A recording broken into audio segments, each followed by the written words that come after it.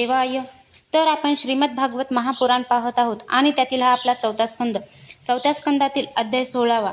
16व्या अध्यायामध्ये आपण बंदीजनांकडून महाराज पृथूंची स्तुती पाहणार आहोत. मैत्रेयी म्हणतात, महाराज पृथू जेव्हा असे म्हणाले तेव्हा त्यांच्या वचनामृताचा आस्वाद घेऊन सूत इत्यादी गायक प्रसन्न झाले. नंतर मुनींच्या प्रेरणेने त्यांची ते या प्रकारे स्तुती करू लागले.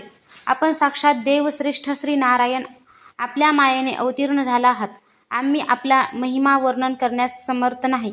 आपण जन्म तर राजा वेनाच्या शरीरापासून घेतला आहे, परंतु आपल्या पुरुषार्थाचे वर्णन करताना ब्रह्मदेवासारख्यांची बुद्धीसुद्धा चक्रावून जाते. परंतु आपल्या कथामृताच्या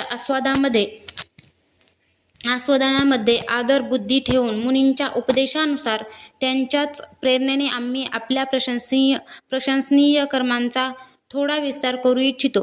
आपण साक्षात श्रीहरींचा कलावतार आहात आणि आपली कीर्ती मोठी आहे. हे धर्म धारण करण्यामध्ये श्रेष्ठ महाराज पृथू लोकांना धर्माचरणात प्रवृत्त करून धर्ममर्यादेचे रक्षण करतील, तसेच धर्मविरोधकांना शासन करतील. हे एकटेच वेळोवेळी प्रजेचे पालन पोषण आणि मनोरंजन इत्यादी कार्यानुसार आपल्या शरीरात भिन्न भिन्न लोकपालांच्या मूर्ती धारण करतील. तसेच यज्ञ इत्यादींनी स्वर्गलोक आणि पर्जन्यवृष्टीने भूलोक अशा दोघांचेही हित करतील. सर्वांच्या ठिकाणी समदर्शी असणारे हे, ज्याप्रमाणे सूर्य 8 महिने तापून पाणी शोषून घेतो आणि पावसाळ्यात त्याचा वर्षाव करतो, तसेच हे योग्य वेळी कर घेतील आणि योग्य वेळी प्रजेच्या हितासाठी तो खर्च करतील. हे दुःखितांच्या बाबतीत दयाळू असतील.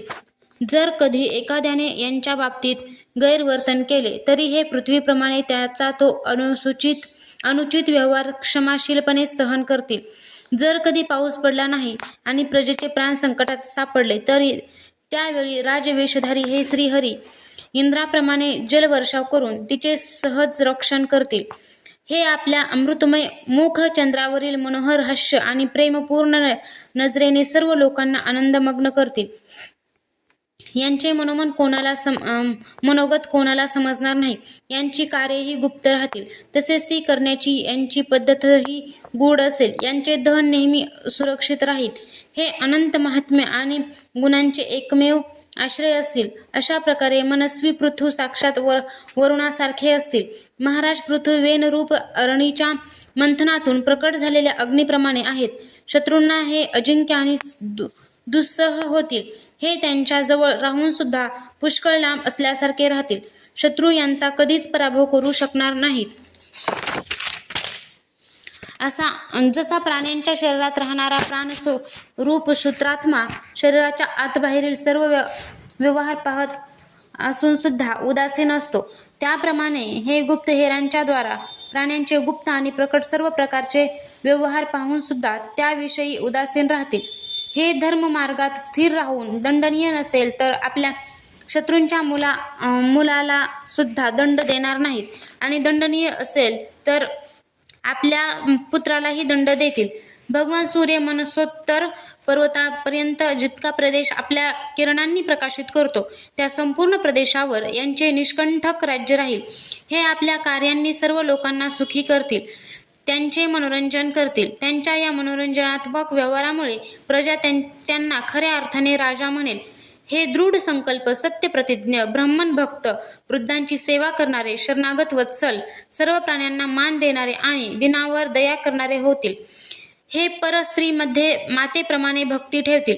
पत्नीला आपले अर्धे अंग मानतील.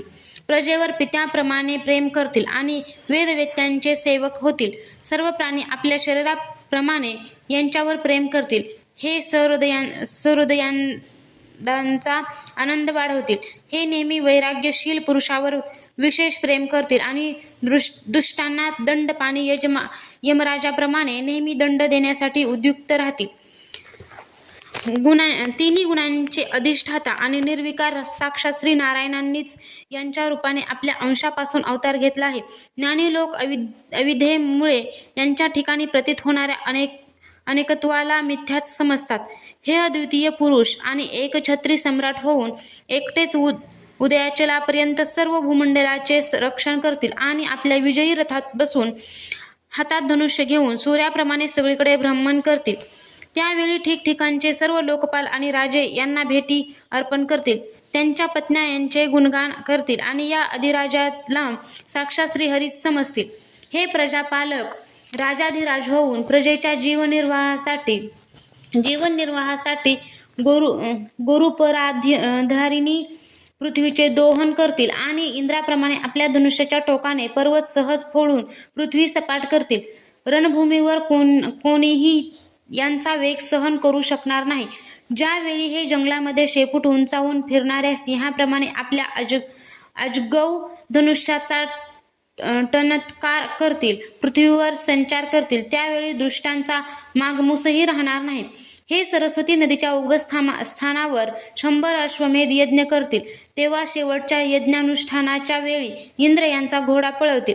आपल्या महालाच्या बागेत यांची एक वेळ भगवान संतकुमारांशी गाठ पडेल. त्यांची हे एकटेच भक्तिपूर्वक सेवा करून अशा निर्मल ज्ञानाची प्राप्ती करून घेतील की ज्यामुळे परब्रह्माची प्राप्ती होते. अशा प्रकारे जेव्हा यांचा पराक्रम जनतेच्या समोर येईल तेव्हा हे परमपराक्रमी महाराज जिकडे तिकडे आपल्या चरित्राचीच चर्चा चाललेली ऐकतील. यांची आज्ञा कोणीच मोडू शकणार नाही. तसेच हे चारी दिशा जिंकून आपल्या तेजाने प्रजेचा क्लेशरूप काटा काढून टाकून सर्व भूमंडळाचे शासक होतील. त्यावेळी देव आणि असुर सुद्धा यांच्या अतीव प्रभावाचे वर्णन करतील. अध्याय 16 समाप्त.